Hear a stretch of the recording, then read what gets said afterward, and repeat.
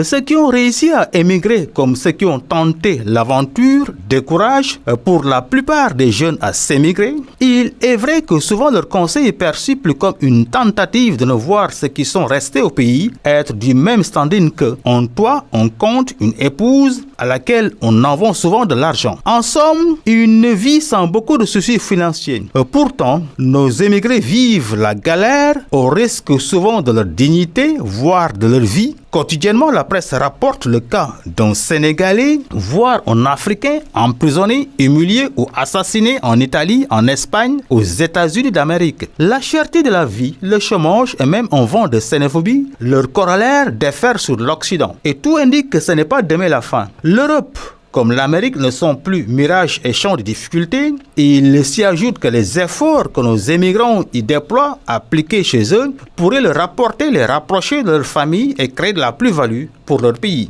Une réalité que chaque jour passé hors du Sénégal leur confirme. Combien de Sénégalais de la diaspora désirent revenir au pays pour le retour et pour freiner l'immigration clandestine en particulier? Ce sont d'abord les structures étatiques qui sont interpellées. Un prélèvement sur le train de vie de l'État, l'ouverture du marché à des investisseurs étrangers pour la création d'entreprises porteurs d'emplois sont quelques mesures qui pourraient venir à bout de la lancinante question de l'immigration. Il s'agira pour ce faire de viabiliser le secteur agricole au sens large du terme, c'est-à-dire par la valorisation des activités paysannes, celle des pêcheurs et des pasteurs, qui aura l'avantage de régler le problème de l'exode rural, ce qui relève de la volonté politique, car ce ne sont pas les ressources financières et humaines qui manquent.